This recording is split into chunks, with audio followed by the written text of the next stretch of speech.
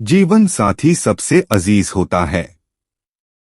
College में happy married life पर एक कार्यक्रम हो रहा था, जिसमें कुछ शादीशुदा जोड़े हिस्सा ले रहे थे। जिस समय प्रोफेसर मंच पर आए, उन्होंने नोट किया कि सभी पति पत्नी शादी पर जोक कर हंस रहे थे। ये देखकर प्रोफेसर ने कहा कि चलो पहले एक गेम खेलते हैं, उसके बाद अपने विषय पर बातें करेंगे। सभी खुश हो गए और कहा, कौन सा गेम? प्रोफेसर ने एक मैरिड लड़की को खड़ा किया और कहा कि तुम ब्लैक बोर्ड पे ऐसे 25 से 30 लोगों के नाम लिखो जो तुम्हें सबसे अधिक प्यारे हों। लड़की ने पहले तो अपने परिवार के लोगों के नाम लिखे, फिर अपने सगे संबंधी, दोस्तों, पड़ोसी और सहकर्मियों के नाम लिख दिए। अब प्रोफेसर ने उसमें से कोई भी कम पसंद वाले 5 नाम मिटाने को कहा।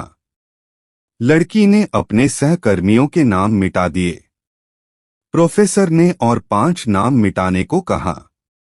लड़की ने थोड़ा सोचकर अपने पड़ोसियों के नाम मिटा दिए। अब प्रोफेसर ने और 10 नाम मिटाने को कहा। लड़की ने अपने सगे संबंधी और दोस्तों के नाम मिटा दिए।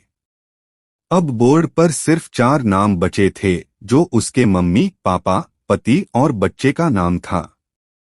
अब प्रोफेसर ने कहा, इसमें से और 2 नाम मिटा दो।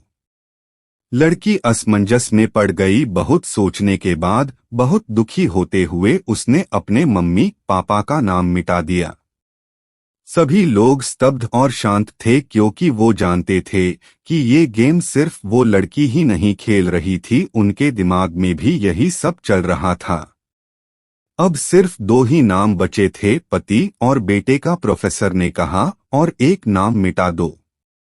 लड़की अब सहमी सी रह गई। बहुत सोचने के बाद रोते हुए अपने बेटे का नाम काट दिया। प्रोफेसर ने उस लड़की से कहा, तुम अपनी जगह पर जाकर बैठ जाओ, और सभी की तरफ गौर से देखा और पूछा, क्या कोई बता सकता है कि ऐसा क्यों हुआ कि सिर्फ पति का ही नाम बोर्ड पर रह गया? कोई जवाब नहीं दे पाया, सभी मुंह लटका कर बैठे थे। प्रोफेसर ने फिर उस लड़की को खड़ा किया और कहा, ऐसा क्यों? जिसने तुम्हें जन्म दिया और पाल पोस कर इतना बड़ा किया, उनका नाम तुमने मिटा दिया, और तुमने अपनी कोख से जिस बच्चे को जन्म दिया, उसका भी नाम तुमने मिटा दिया। लड़की ने जवाब दिया कि अब मम्मी पापा बूढ़े हो चुके हैं, कुछ साल के बाद वो मुझे और इस दुनिया को छोड़ के चले जाएंगे। मेरा बेटा जब बड़ा हो जाएगा तो जरूरी नहीं कि वो शादी के बाद मेरे साथ ही रहे, लेकिन मेरे पति जब तक मेरी जान में जान है, तब तक मेरा आधा शरीर बनके मेरा साथ निभाएंगे। इसलिए मेरे लिए सबसे अजीज मेरे पति हैं।